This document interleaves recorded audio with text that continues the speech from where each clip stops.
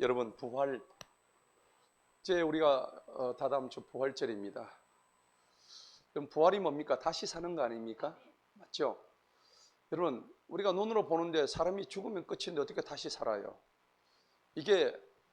이걸 믿는 게 기독교 신앙입니다. 예. 그러면은 여러분, 죽은 사람 살아나는 거 보셨나요? 못 봤잖아요. 근데 분명히 예수님의 제자들이나 그 당시 사람들은 예수님이 살아나신 것을 다시 보았다는 얘기입니다. 자, 그래서 오늘 사도 바울은 데살로니가서 오늘 본문 말씀을 통해서 이렇게 말씀을 합니다. 13절을 보십시다. 그러나 형제들아, 잠자는 자들에 관해서는 너희가 모르기를 내가 원하지 아니하노니. 여기서 잠자는 자들이 어떤 자입니까? 여기서 잠자는 것은 죽은 자를 의미하는 거예요. 제가 지난 주일 설교할 때 나사로 얘기했죠. 기억나시죠? 마르다와 마리아는 자기 오라비가 죽었다고 생각을 했습니다. 그렇지만 예수님은 그 죽은 오라비를 보고 뭐 한다고? 잠자고 있다고 이렇게 표현을 하십니다. 저와 여러분이 죽으면은 죽은 자가 아니고 무슨 자입니까? 잠자는 자입니다. 쿨쿨쿨 잠잔다는 얘기입니다. 아니, 내 몸뚱아리가 없어지는데 어떻게 잠을 잡니까? 그러는데 눈에 보이는 육체가 전부가 절대 아닙니다. 여러분, 눈에 보이는 게 전부라고 믿는 순간 우리는 다 속은 거예요. 다 속는 거예요. 눈에 보이는 것과 보이지 않는 것을 따지자면, 비중을 따지자면 보이지 않는 것이 8, 90% 돼요. 보는 것은 아무것도 아니에요. 여러분, 1000년 전에, 아니 100년 전에 여러분들 집에 있었던 거 남아있는 거 없잖아요. 남아있으면 저기 박물관에나 있겠죠. 그죠? 그런데 눈에 보이지 않는 것은 애당초 보이지 않았기 때문에 사라지지 않는 거죠. 우리의 마음, 대표적으로 마음 눈에 안 보이죠. 있어요, 없어요? 있죠. 마음이 있죠. 생각도 있죠. 맞습니까? 우리가 숨쉬는 공기도 있고 이 빛도 있고요. 전기도 있고 뜨거운 열도 눈에 안 보이고, 그 다음 지금 제가 여러분한테 말을 하는데 말이 눈에 보입니까? 말이 눈에 보인다고 생각해 보세요. 얼마나 혼란이 오겠어요. 말이 눈에 보인다면 이게 어떤 형태로 될까요? 뭐 빨간색, 파란색, 아니면 뭐 어떤 형체? 이게 입에서 도도도도 나간다 해봐요. 따발총으로. 그럼 이 따발총, 저 따발총, 눈앞이 그냥 혼란스러워서 우리 못 살 거예요. 하나님이 보일 거는 보이게 하시고 보이지 않을 것은 보이지 않게 하셨어요. 아멘. 우리의 마음이 만약에 보인다 그러면 얼마나 혼란스럽겠습니까? 제 마음과 여러분 마음이 서로 보인다 그러면 제가 설교할 수 있겠어요? 제가 설교 못 합니다. 목사님은 저렇게 더러워가지고 어떻게 저런 설교를 합니까? 그죠? 목사도 여러분들이 저 성도님 진짜 더러운 성도인데 이렇게 할 거 아니에요. 근데 하나님은 마음을 안 보이게 하셨어요. 세포가 눈에 보여 보세요. 우리 몸속에 있는 땅구멍이 만약 보여 보세요. 이거 뭐 상상도 못할 일들이 벌어지는 거죠. 몸속에 있는 세균이 눈에 보여 보세요. 밥 못 먹어요. 맞죠? 수천만 마리의 세균이 몸속에 있는데 그게 보여 보세요. 그러니까 하나님은 보일 거는 보이게 하시고 안 보일 거는 안 보이게 하시는 거예요. 그러니까 안 보이는 게 훨씬 더 많아요. 공기 눈에 보여 보세요. 앞을 못 다닙니다. 스마트폰의 전파가 눈에 보여 보세요. 우리가 길을 걸어 다닐 수가 있겠습니까? 거미줄처럼 쳐가지고. 기가 막힌 일이에요. 그걸 뭐라 그러냐니까 하나님의 신비라 그래요. 그러니까 여러분, 잠잔다고 할 때 우리가 부활의 어떤 그 신비를 갖다가 얘기할 때 이게 전부 다 사실은 신비입니다. 신비. 하나님의 비밀이란 얘기죠. 신의 비밀이란 얘기입니다. 신비. 신비와 비밀은 이렇게 다른 거예요. 비밀은 우리가 까면은 다 드러나는 게 비밀인데, 신비는 하나님이 나타내주는 비밀이기 때문에 이거는 절대 우리로서는 알 수가 없는 게 신비입니다. 그래서 비밀은 시크릿이라고 그러고 신비는 미스터리라고 그러는 거예요. 시크릿은 알 수 있지만 미스터리는 알 수 없는 거예요. 아침에 해가 왜 동쪽으로 뜰까요? 아시는 분? 모르죠? 우리로서는 알 수가 없죠. 하나님이 그렇게 만들어 놓으신 거 우리가 어떻게 알아요? 그렇잖아요. 해가 질 때 노을이 붉은색이 나는 거예요. 왜 그렇게 될까요? 그건 우리로서는 모르는 거예요. 하나님이 그렇게 만들어 놓으신 거예요. 그걸 신의 비밀이다, 신비라 그러는 거예요. 우리가 잠잔다고 할 때도 우리는 막연하게 그냥 죽는다 그러면은 모양이 없어지고 우리의 눈에 보이는 육신이 사라지고 그래서 없어진다 생각하는데, 주님은 뭐라고 하신다고? 잠을 잔다고 얘기하는 거예요. 그래서 굉장히 중요한 겁니다. 한 13절을 한번 보십시다. 형제들아, 잠자는 자들에 관해서는 너희가 모르기를 내가 원하지 아니하노니. 히브리시식 표현이죠. 유대 사람들은 꼭 이런 식으로 표현하죠. 그냥 잠자는 자들에 관해서 알기 원한다 이러면 되는데, 모르기를 내가 원하지 아니하노니. 유대인들의 표현 방식은 꼭 이렇게 합니다. 예. 성경은 자세히 보면 항상 이런 식으로 표현을 해요. 자, 그냥 내가 알기를 원한다 이렇게 하면 되는데, 모르기를 원치 아니하노니. 예.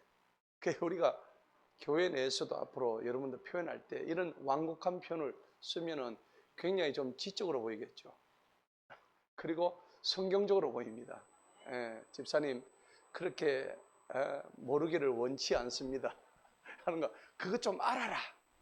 어느 쪽이 낫겠습니까? 집사님 그거 좀 아세요 하는 거, 집사님 그 모르기를 원치 아니합니다. 훨씬 낫죠. 예, 이렇게 부드럽게. 유대식 이 표현 방법이 성경에 나와 있는데 이것조차도 우리가 배워야 되는 거예요. 성경의 표현법을 우리가 배워야 되는 거예요. 자, 그래서 너희가 소망이 없는 다른 사람들과 같이, 여기서 소망이 없는 다른 사람이란 누구죠? 믿지 아니하는 불신자들인 거예요. 그럼 불신자들은 소망이 없습니다. 왜?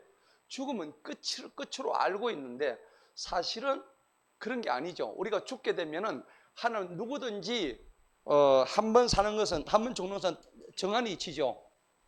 맞습니까? 안 맞습니까? 맞죠? 사람이 태어나서 한 번 죽는 것은 정한 이치라고 성경이 얘기하고 있습니다. 그럼 죽고 난 뒤에는 하나님이 뭐가 기다리고 있다고? 심판이 기다리고 있다고. 그 심판은요, 선한 일을 한 자에게는 생명의 부활로 이루어집니다. 그런데 악을 행한 자한테는 무슨 부활요? 심판의 부활로 나누어집니다. 그 생명의 부활을 가진 사람은 영생으로 들어갑니다. 이터널 라이프. 그런데 심판의 부활을 입는 사람은 영생이 아니고 영벌로 들어가죠. 그 오늘 13절에서 말하는 소망이 없는 다른 사람들이란 것은 심판의 부활로 영벌로 들어가는 사람들을 의미하는 겁니다. 여러분, 나사로와 부자 얘기 알잖아요. 그 부자는 하나님을 안 믿었습니다. 그런데 나사로는 부스러기를 주워 먹었지만 하나님을 믿었던 사람이에요.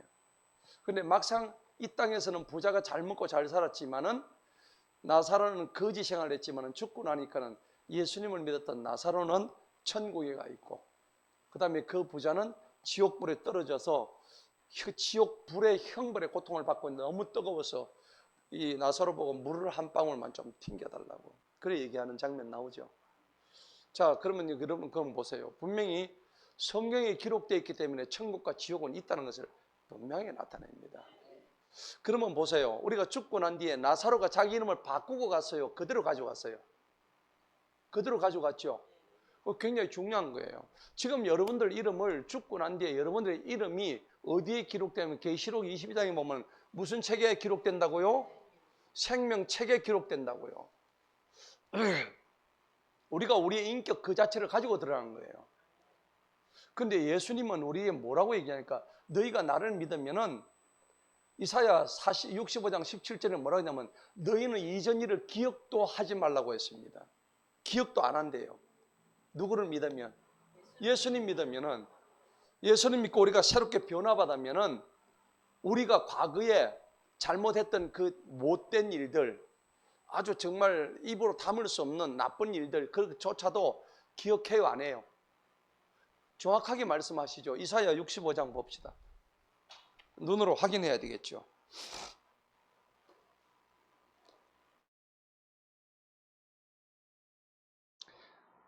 그래서 계시록에는 새 하늘과 새 땅이 내려옵니다. 예수님이 이 땅에 내려오실 때 새 하늘과 새 땅이 내려와요. 그런데 이사야 65장 17절을 한번 보시기 바랍니다. 찾으셨으면 다 같이 한번 읽어봅니다. 시작.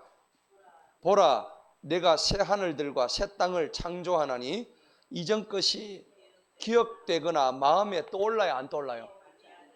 분명하죠? 여러분이 하나님 안에 계시면은 변화받고 오늘 이처럼 생명의 부활로 영생에 들어가게 되면 이전 것이 기억 안 난다는 얘기입니다. 예. 그런데 부자와 나사로 얘기해 보세요. 부자와 나사로 얘기에서는 그 나사로가 옛날에는 아주 못 먹고 못 살고 가난하고 그랬지만은 거기 딱 들어가는 순간 영원한 영생의 천국에 자기의 몸이 변화된 몸으로 올라가는 장면입니다. 그러고 난 뒤에는 이 땅에서 내가 아프고 찌질이 못 살고 했던 그 몸은 완전히 없어지는 거예요. 그래서 이사야 65장 17절에 이전 것은 기억나거나 아예 생각조차도 안 난다고. 여러분 이 땅에 살면서 만약 그런 게 생각나면 어떻게 될까요? 징글징글하죠. 어떤 여자가 성경에 나오잖아요. 가늠한 여자가 남편이 몇 명이 있었습니까? 5명이 있었죠. 그런데 이제 예수님이 가가지고 물 한 컵 달라고 해가지고 우물물을 떠 마셨는데 예수님이 아무 자기 입으로 얘기한 적도 없는데 네가 남편이 5이 있었노라 그랬죠. 뭐 예수님은 하나님이니까 다 아시잖아요. 여자가 깜짝 놀라죠. 당신은 선지자입니다. 그런데 지금 있는 네 남자도 네 남편이 아니니라 그랬잖아요. 맞죠? 자, 그러면은 여러분 한번 생각해. 근데 그 우물가의 여인이 구원받아야 안 받아요? 구원받죠. 예. 그러면은 그 구원받은 그 우물가 여인이 천국에 갔어요. 만약에 이전 것이 기억난다 그러면 남편이 줄줄이 따라가 몇 명이 따라옵니까? 5명이 따라오겠죠. 징글징글하지 않습니까? 한 남자도 징글징글한데 5명의 남자 따라가서 니하고 같이 살자 천국에서 이러면 좋겠어요 안 좋겠어요? 생각 안 납니다. 여러분 절대 천국은 그런 곳이 아닙니다. 만약에 이 땅에 한 것처럼 똑같이 그래 되면 천국 들어가면 머리가 터지죠. 갈 이유도 없고요.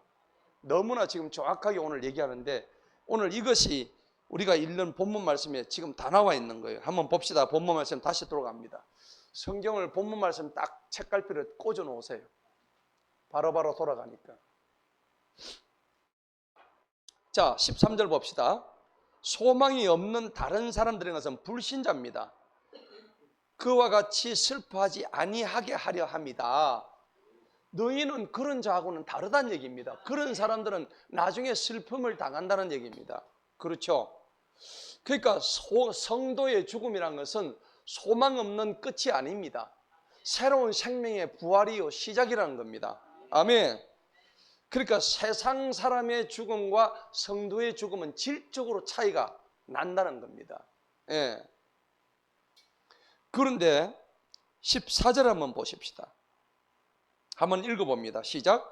이는 만일 예수님께서 죽으셨다가 다시 일어나셨음을 믿는다면 이와 같이 하나님께서 예수님 안에서 잠자는 자들도 그분과 함께 데리고 오시기 때문이라. 아멘. 너무 중요한 얘기입니다. 지금 우리가 영원한 재회하기 위해서 지금 이 신앙생활을 하는 거예요. 그리고 부활은 하나님께서 우리한테 약속하신 거죠. 그러니까 언약이 되는 거예요. 자, 오늘 그런데 실제로 그럼 부활한 사람이 있어야 될 거 아니에요. 그분이 누구세요?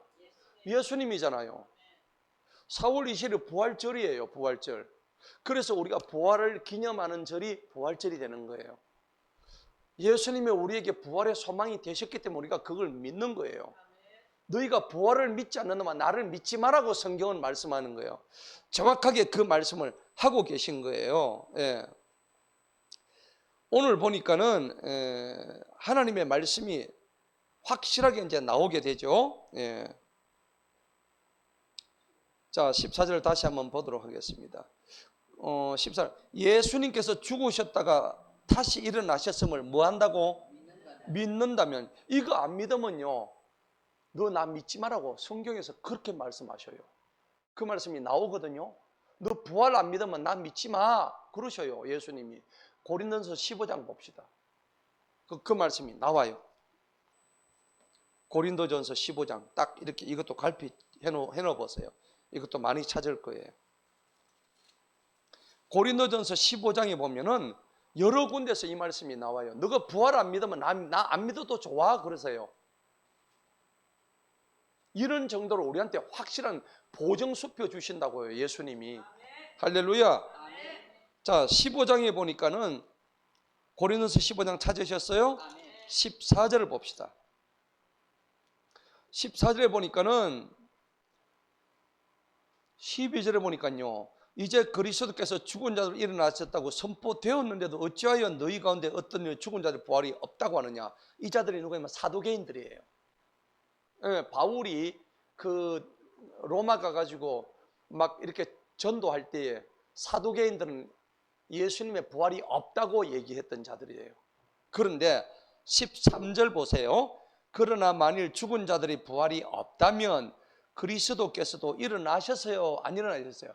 안 일어났죠? 그러면서 14절을 한번 읽어봅니다. 시작. 우리의 선포하는 것도 헛된 것이요 또 너희의 믿음이 어떤 것이라고? 헛된 것이래요. 그러니까 부활 안 믿으면은 나 안 믿어도 좋아. 그 17절에 한번 또 강조하셔요. 17절도 한번 읽어봅시다. 시작. 만일 그리스도께서 일어나지 아니하셨으면 너희의 믿음은 헛된 것이요 너희가 여전히 너희 죄들 중에 있을 것이니라. 아멘. 그리고 19절 보세요. 만일 그리스도 안에서 우리가 원하는 것이 오직 이 생뿐이라면, 이 생이 어디예요? 지금 사는 여기란 말이에요. 우리는 모든 사람들 가장 어떤 자입니까? 비참한 자래요. 네.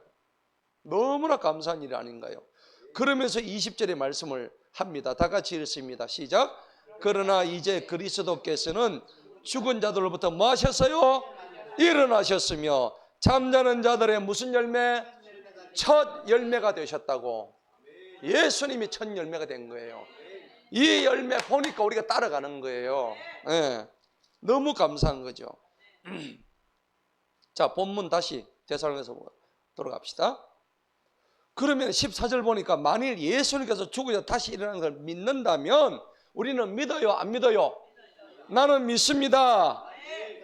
따라합시다. 나는 믿습니다. 그렇죠. 내가 믿기 때문에 이와 같이 하나님께서 예수님 안에서 잠자는 자들도 그분과 함께 데리고 오신다. 데리고 오신다는 것은 이미 죽은 자들입니다. 죽은 자들은 몸뚱아리가 지금 어떻게 되어 있을까요? 땅 속에 묻혀 있죠. 그 다음에 화장량 가지고 뭐가 되어 있어요? 재가 되고 가루가 되어 있죠. 그런 몸이 어떻게 된다고? 부활한대요. 아니 죽었는데 어떻게 부활해요? 여러분 생각 한번 해보세요.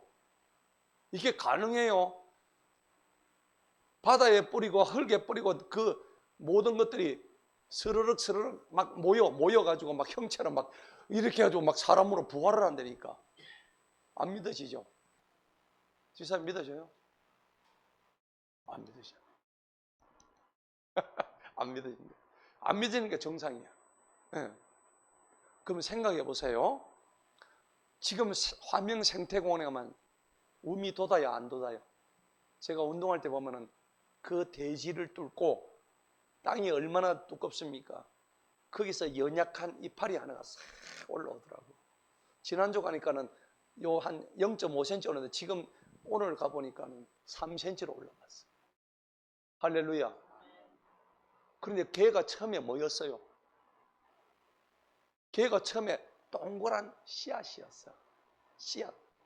씨앗이 어디 들어갔어요? 땅 속에 들어가면 무덤이요, 안 무덤이요? 땅 속이 무덤이라고. 씨앗이 땅 속에 뭐하러 갔어요? 죽으러 간 거라고. 죽으러. 살려고 갔어요? 죽으러 갔어요? 죽으러 간 거예요. 씨앗이 죽으러 갔더니 씨앗이 형체가 막 깨져요. 껍질이 벗겨지고요. 피부가 벗겨지고 안에 있는 살이 막 내장이 터지고 씨앗이요. 형체가 없어져 버렸어. 그런데 놀랍게 겨울을 뚫고 위에는 눈이 내리고 그 다음에 땅은 꽁꽁 얼어붙어 가지고 이거는 도저히 깨어나지 못할 것 같던 이 땅에서 몸이 터지고 깨어지고 부서지고 형체도 없었던 씨앗에서 봄이 되니까 뭐가 올라와요? 싹이 나는 거야. 여러분 신기하지 않아요? 그런 거는 믿으면서 내 몸이 뼈가루가 날라가지고 이게 나중에 조합이 돼가 부활한다는 걸 왜 안 믿어요? 하나님이 하십니다. 하나님이 하십니다. 하나님이 살아계십니다. 이런 거를 믿는데 왜 우리가 그 눈으로 보면서도 이걸 못 믿느냐 이거지. 너무 안타까운 일이에요. 여러분 생각해 보세요. 나비가 되기 전에 원래 나비였어요? 애벌레였어요? 애벌레 보면은 난 징그러워서 못 봐. 나비는 너무 좋아. 그렇잖아요. 애벌레 보면 징그러워가지고 이거를 어떻게 보나 하는데 나중에 애벌레가 껍질을 허물을 벗어요. 허물을 벗더니 어느 순간 딱 되면 이게 날개가 막 생기고 여기서 막 이게 막 꽃수염이 나오고 이래가지고 펄럭펄럭 하다가 하늘로 날아가는데 이 날개를 보니까는 완전 천년색 칼라폴에 어떻게 그걸 프린트를 할 수 있을까? 누구도 거기다 색감을 칠할 수가 없는 아름다운 무늬를 가진 날개가 나비가 펄럭펄럭 하면서 공중을 날아가는 거예요. 여러분 우리는 애벌레로 죽습니다. 근데 나비로 부활합니다.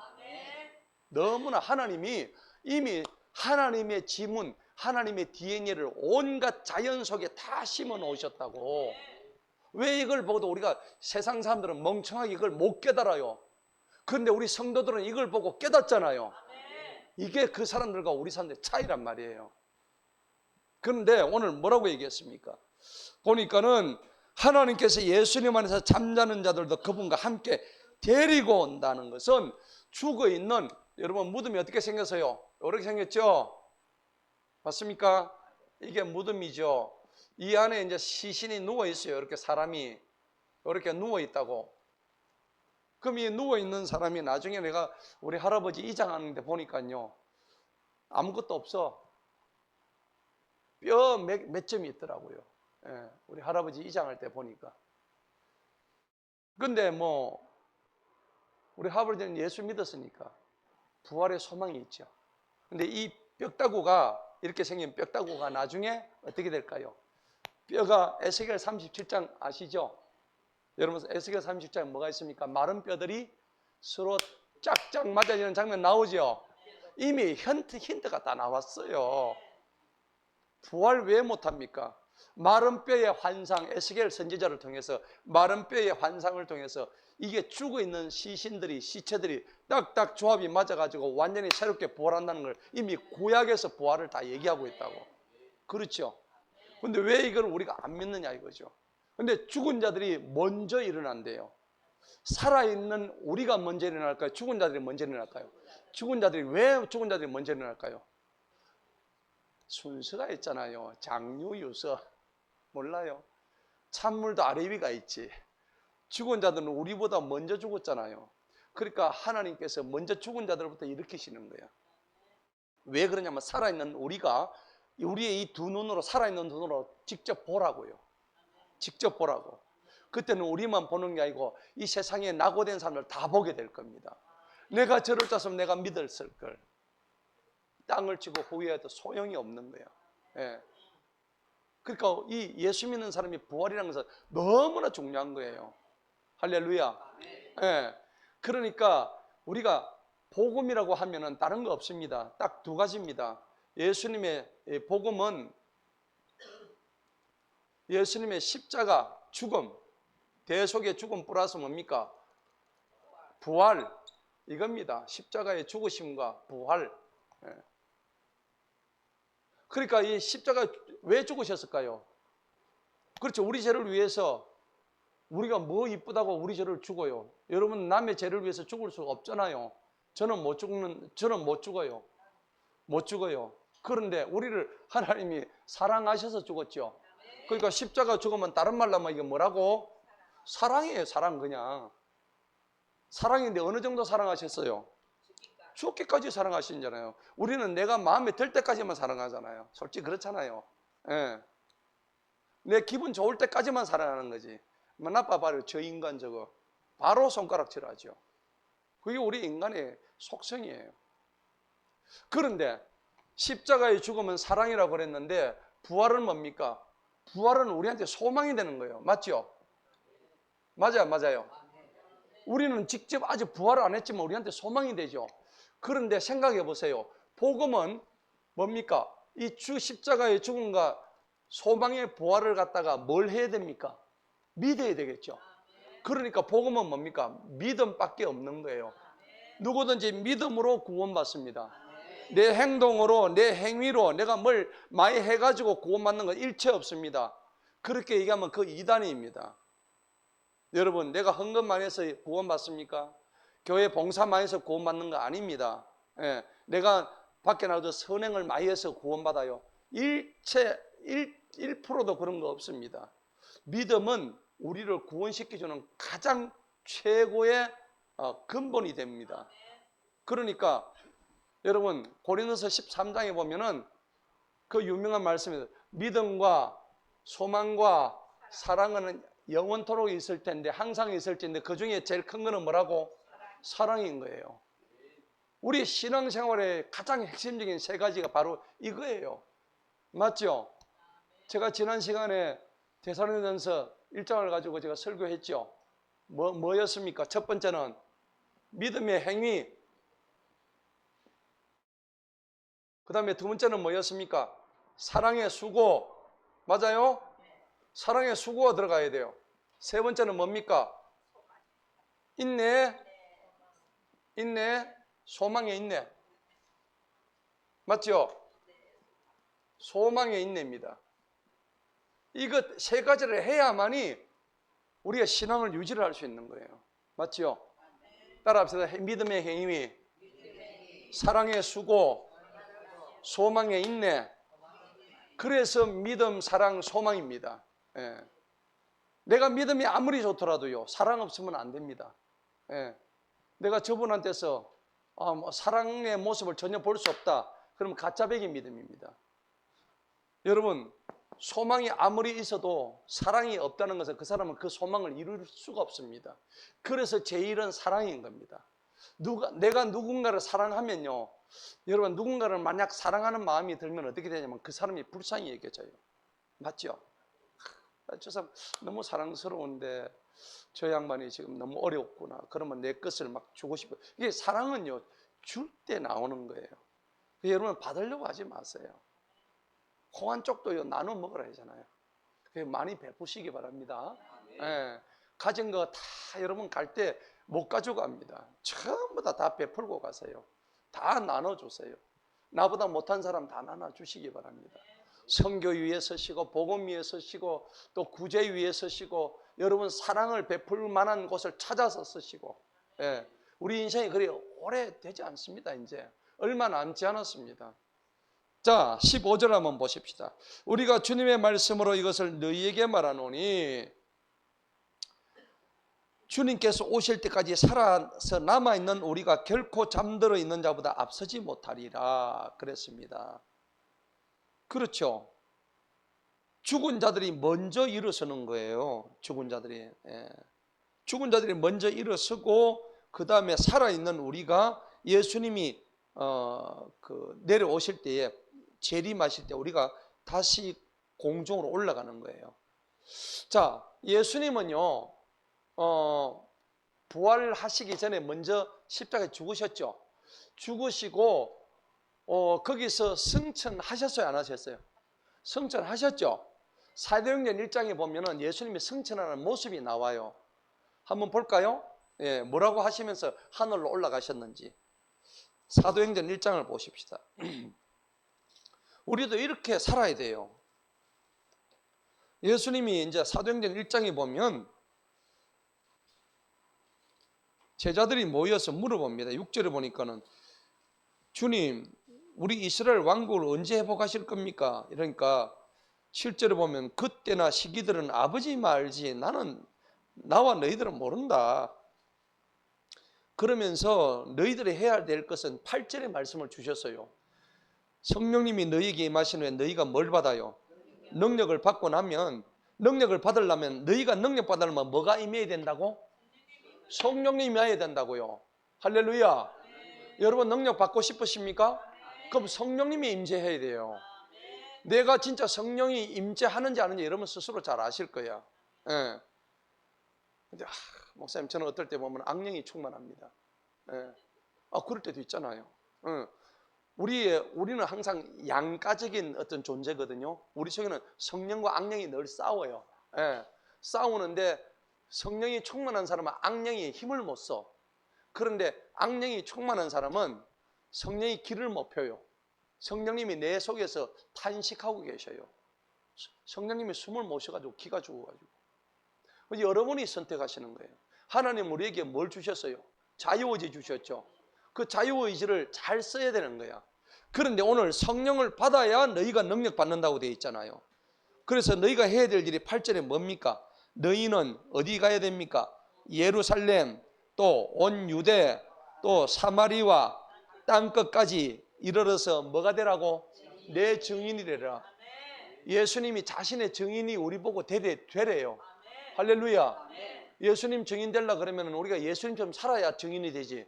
마귀같이 살아가지고 어떻게 증인이 될 수 있겠어요?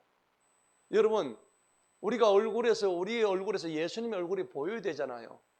근데 아무리 봐도 저 사람한테는 예수님의 얼굴이 안 보입니다. 이래 되면은 신앙생활 실패한 거예요. 예. 그러니까 교회 나와서도 우리가 서로 예수님이 보이십니다. 저는 그런 얘기 듣고 싶어. 예, 한번 따라해 봅시다. 서로 한번 예수님이 보이십니다. 아멘. 이렇게 돼야 되는 거예요. 맞죠? 근데 마귀님이 보이십니다. 이러면 조진 거예요. 큰일 난 거예요. 자, 그런데 놀라운 건 보세요. 9절을 한번 다 같이 읽어봅니다. 시작. 주님께서 이 말씀을 하신 후에 그들이 보고 있는 동안에 위로 들려 뭐 하셨다고? 올라가셨습니다. 구름 타고 올라가십니다. 구름이 주님을 받아들여 보이지 아니하니라. 주님께서 올라가실 때 그들이 하늘을 주목하여 바라보고 있는데 보라, 흰옷을 입은 두 사람이 그들 곁에 서서 11절 한번 읽어봅시다. 시작. 말하기를 너희 갈릴리 사람들아 어찌하여 하늘을 쳐다보고 서 있느냐.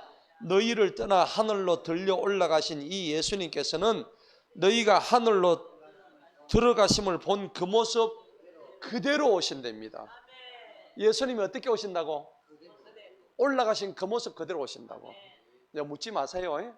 성경이 이미 답을 다 했다고. 애들이 그래요.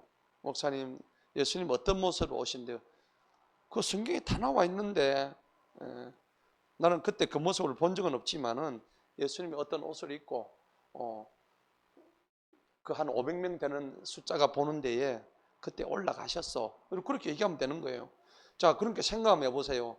얼마나 이 그 부활의 장면이 실제적인가 그게 보이시거든요. 고린도전서 15장 한번 봅시다. 그게 몇 명이 봤는가 정확하게 나와요. 예수님이 그때 올라가실 때 몇 명이 그 장면을 봤는지 궁금하시죠? 누가 봤을 것 같아요? 예수님 올라가는 장면을. 고린도전서 15장에 나와요. 15장 6절에 한번 보세요.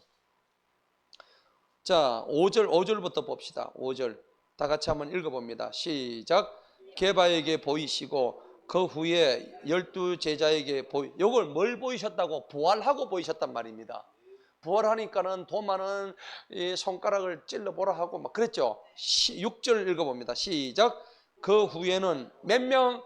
500명이 넘는 형제들에게 일시에 보이셨습니다. 그들 중에 대부분은 지금까지 살아있지만 들어는 죽었다고 표현 안 하죠. 잠들었습니다. 여러분들 조금 있으면 잠들 겁니다. 저와 여러분들은 잠들 거라고. 잠 안 드시겠습니까? 잠드시기 바랍니다.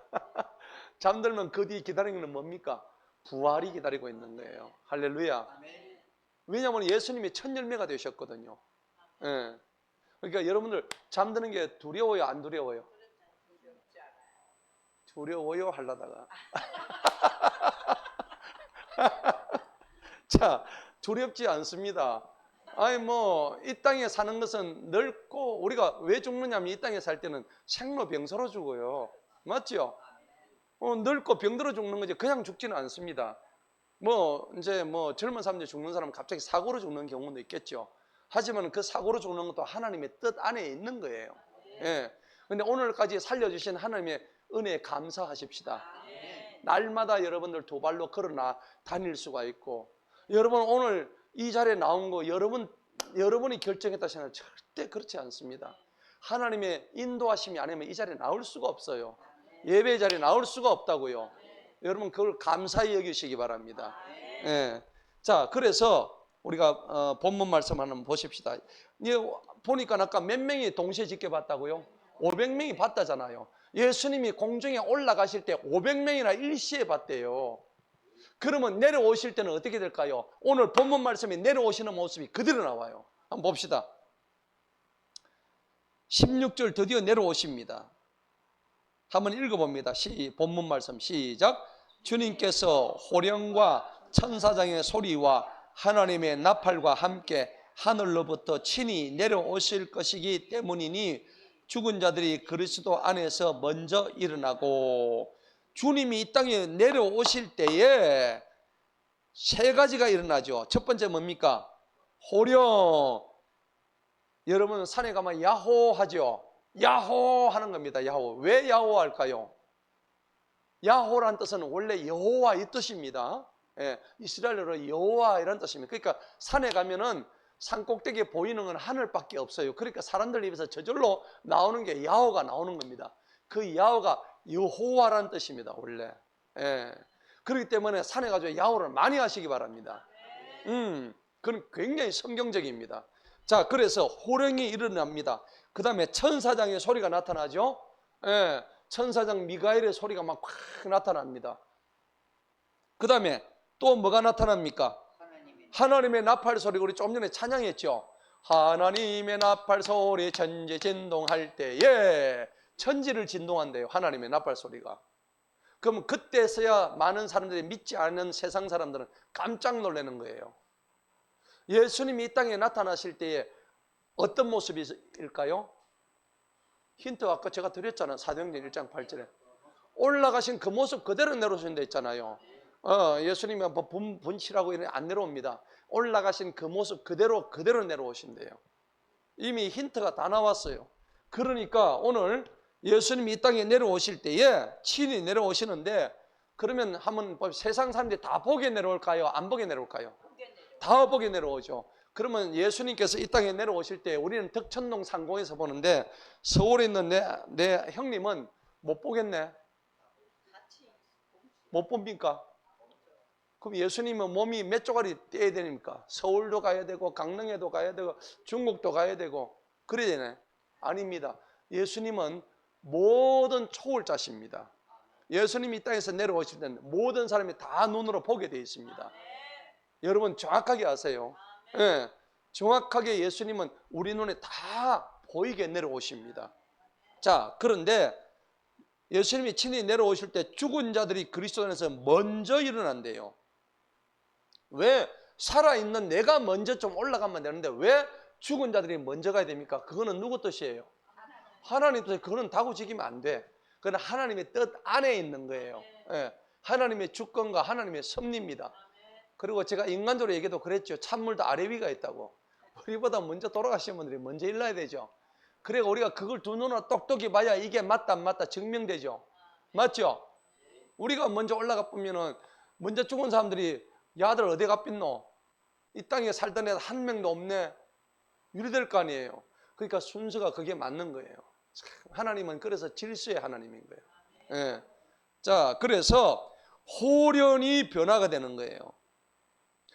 그러면은 죽은 자들이 먼저 일어나고 17절 한번 읽어봅니다. 시작. 그 후에 살아서 남아있는 우리, 여기서 우리는 믿는 우리예요? 안 믿는 우리예요? 믿는 우리입니다. 안 믿는 세상 사람들 얘기하는 게 아니에요. 살아서 믿는 우리도 누구와 함께? 여기서 그들이 누굽니까? 먼저 죽은 자들입니다. 그들과 함께 같이 어디로 올라갑니까? 구름 속으로 이끌려 올라가는 거예요. 이것을 우리가 흔히 말하는 휴거라고 얘기하는 거예요. 아멘? 예. 공중으로 휴거된다는 얘기가 바로 이 얘기입니다. 이끌려서 올라가죠. 공중에서 주님을 어떻게 해요? 만나 뵙는 겁니다. 주님이 우리가 공중에 몸이 붕 떠가지고 비행기 타듯이 올라가면은 주님이 얘야 한철아 잘 왔다 등을 도닥도닥 두리시는 거야. 아멘. 아멘. 악수하고요. 기가 차죠. 이게 상상이 됩니까? 저는 상상이 돼요. 저보고 네 고생했다, 수고했다 이런 말씀 안 해주시겠어요? 그죠?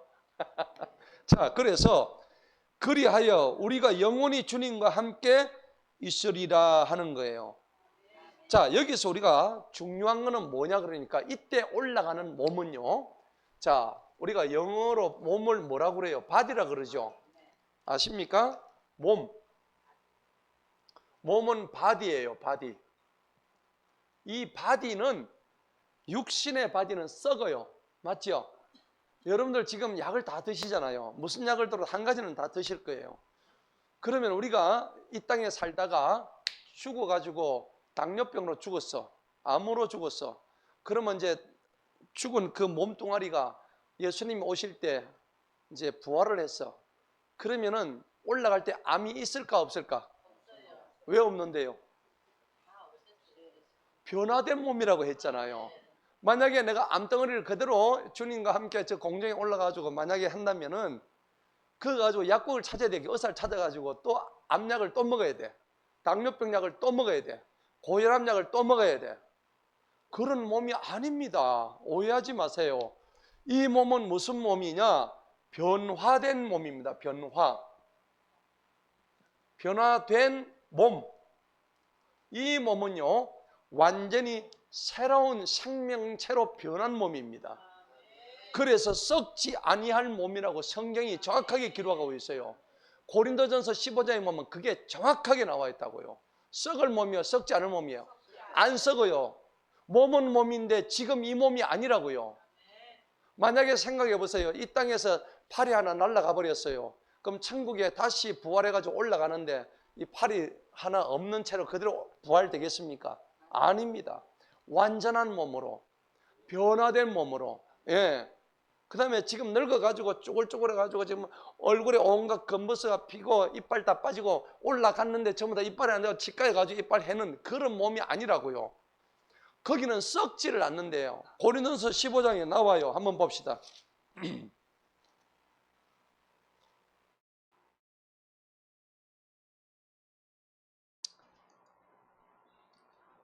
고린도서 15장에 보니까는 51절 봅시다. 51절.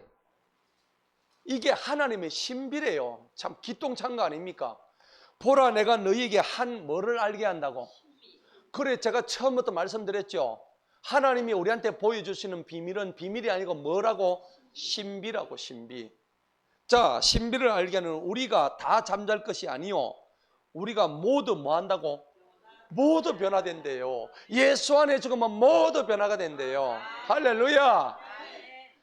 자, 52절 다 같이 읽어봅니다. 시작. 마지막 나팔에 눈 깜짝할 사이에 그러하리라. 이는 나팔 소리가 나면 죽은 자들이 썩지 아니할 몸입니다. 썩지 아니할 몸. 지금은 우리가 썩어요 안 썩어요? 지금은 우리가 썩습니다. 여러분 사람이 죽으면 3일 내에 몸에서 썩은 물이 나와요. 그런데 여기는 썩지 아니할 몸으로 일어난대요. 우리도 변화받게 된대요. 할렐루야. 마지막 나팔이 빠바바빰 하나님의 나팔 소리 딱 나오는데 그때 죽은 자들이 눈 깜짝할 새에. 새 중에 제일 빠른 새가 무슨 새입니까? 눈 깜짝할 새입니다. 이 새보다 빠른 새가 없어. 그죠? 눈 깜빡할 새에 우리 죽은 몸이 전부 다 때리서는 거야. 그 다음에 수십억의 예수 믿는 사람들이 동시에 일어서는 거야. 그래서 뭘로 변해돼요? 썩지 아니할 몸. 그래서 이거를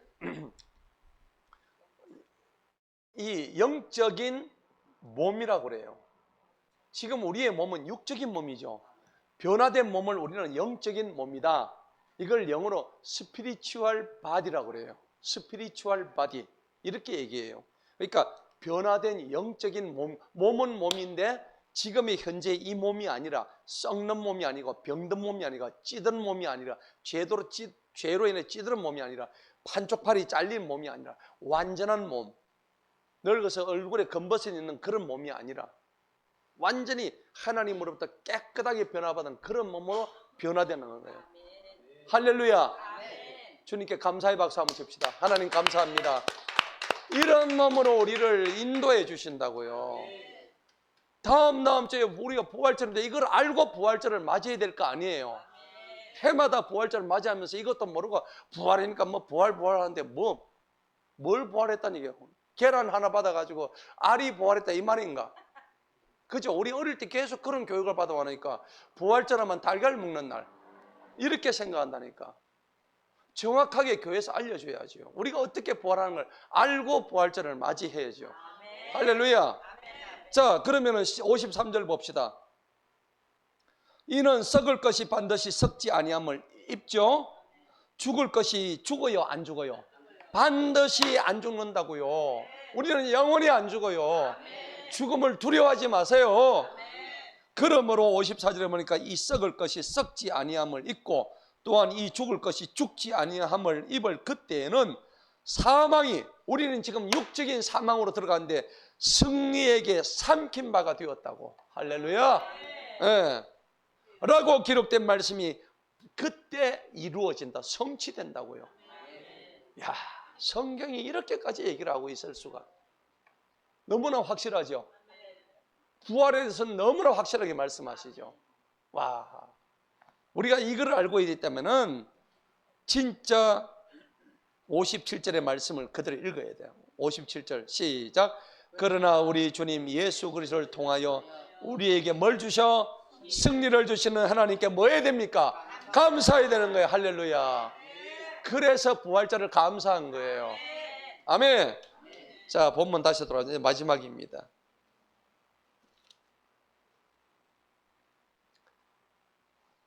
부활의 그러면 실제적인 의미가 뭘까요? 17절에 보니까는 그리하여 우리가 영원히 주님과 함께 있는 겁니다. 18절 마지막 읽어봅니다. 시작. 이러므로 이 말씀들로 서로 뭐해라고? 위로해야 됩니다. 여러분 힘들 때 병상에 지금 내일 모레 지금 사형 선고 받은 성도한테 가가지고 아이고 그래 안 됐다, 그래 빨리 뭐 가는데 너무 상심하지 마라 이런 얘기해야 되겠어요? 우리는 부활의 소망을 얘기해야 되겠어요? 부활의 소망 얘기해야 되죠. 지금 암병 걸려 죽은 사람한테 아이고 안 됐네 이런 소리 할 필요가 없는 거야. 형제님 자매님, 우리는 부활의 소망이 있습니다. 우리 형제님 가고 나면 나도 곧 형님을 따라갈 겁니다. 이런 위로의 말씀, 오늘 이 성경 말씀을 갖다 들이대면서 고린도서 15장의 부활의 말씀, 데살로니가서 4장의 말씀을 성경을 갖다 대놓고 우리 설교 시간에 배우는데 이거 한번 보세요, 한번 읽어보세요. 그러잖아요. 그러면 어떻게 해요? 그분이 힘을 얻을까 아닐까? 얻죠. 왜 얻을까요? 성령님이 이미 내 속에 함께 하시거든요. 성령님이 함께 하시면 끝나는 거예요. 다른 말이 필요가 없습니다. 예. 자, 그래서 부활의 실제적인 의미는 이 말씀들로 서로 위로하는 겁니다. 하나님의 말씀이 우리를 위로함을 여러분들 다 아시기 때문입니다. 예. 그래서 부활의 실제적인 의미는 결국 뭐냐? 소망 중에 죽음을 준비하는 거예요. 우리는 어차피 죽습니다. 여러분 언제 죽는지 아세요? 모릅니다. 여러분 이 잠언 27장 1절은 너희는 내일 일을 자랑하지 말라 했습니다. 오늘 하루 동안에 너희 안에 무슨 일이 일어나는지 너는 알지 못함이니라. 아멘. 여러분 예배 마쳐가도 10분 뒤에 죽은 사람도 봤고요. 새벽기도 나오는 목사님의 차에 받쳐 죽은 제가 목사님도 봤고요. 저는 많은 사람들을 봤습니다. 하나님이 그렇게 하시는 이유가 있다고요. 아이고 저 사람이 뭐 믿음이 안 좋아서 하나님이 죽었겠지, 그런 소리 하지 마세요. 절대 그런 거 아닙니다. 하나님이 그렇게 데려가실 때는 이유가 있는 거예요. 예. 자, 그래서 우리는 남을 절대 판단하고 정죄하지 마세요. 내부터 챙겨야 됩니다. 남 판단하고 정죄할 시간이 없습니다. 예. 지금 마지막 때입니다. 그러니까 내일 일을 자랑하지 말고 오늘 이 하루 순간에 주님과의 관계를 바로잡아야 되는 거예요. 여러분 하나님께서 우리 기도하라 그러잖아요. 왜 기도하랍니까? 이미 하나님 나한테 필요한 걸 다 아신다며. 성경 그런 말씀 해요, 안 해요? 내한테 지금 뭐가 필요한지 다 아세요, 모르세요? 다 알고 계신데 왜 그러면 아는데 기도하라 그럴까요? 기도하라는 이유가 있어요. 기도를 통해서 하나님과 더 친밀한 관계를 가지라는 겁니다. 문제가 중요한 게 아니고 관계가 중요하다는 겁니다. 여러분, 기도를 통해서 내가 뭔가를 얻어내야 되겠다. 기복신앙, 하나님 이거 주세요, 저거 주세요. 뭔가를 자꾸 문제를 들고 가지고 하나님한테 뭘 달라고 쪼르고 하는데, 하나님 그거 얘기하기 전에 이미 다 알고 있다고. 하나님 다 알고 계시다고. 그러면은 기도도 안 하고 이거 달라 저거 달라, 그거 아닙니다. 그거보다는 이미 우리 문제를 알고 계신 주님께서 네가 기도를 통해서 하나님의 이름을 부르고 네가 내 이름을 불러서 내가 너하고 가까이 더 된다. 생각해 보세요. 애가 엄마 아빠한테 가가지고 뭐 사달라고 그럴 때 아빠 엄마는 얘가 뭐 필요한 거 이미 다 알고 있어. 장난감이야. 그런데 애가 와가지고 엄마 아빠 이거 좀 사줘, 엄마 이거 좀 사줘, 자꾸 쪼르면 어떻게 돼요? 그 아이와 엄마 부모 간의 관계가 친밀해지겠죠. 바로 똑같은 이치예요. 우리가 기도하는 것도 하나님 우리 문제를 몰라서 기도하라는 게 아니고 니하고 내가 좀 더 가까이 하자 하는 의미에서 관계 때문에 기도하라는 거예요. 아멘. 그러니까 기도 안 하는 성도가 되겠습니까? 기도해야 되는 거예요. 여러분 교회 나오죠? 기도하세요. 기도하시고 엎드려서 기도하시고 집에서도 기도하시고. 자, 그래서 소망적의 죽음을 준비하고 삶의 방식을 여러분들 영원한 가치 위해서 이제 바꾸시기 바랍니다. 이 땅의 고통이 절대 끝이 아닙니다. 하나님은 우리한테 위로를 주시고 인내를 주시는 분이십니다. 아멘. 그래서 우리의 부활하고 나면은 여러분들 이제 그때는 인격이 그대로 지속될까요? 안 될까요? 예를 들어서 내 오셔문이라 그러면 이 오셔문이가 부활하고 난 데는 오셔문이 없어집니까? 아닙니다. 그대로 갑니다. 나사로 그대로 갔죠? 맞죠? 여러분 이름 그대로 가지고 천국 그대로 들어갑니다. 영원토록 여러분의 인격 가지고 들어가요.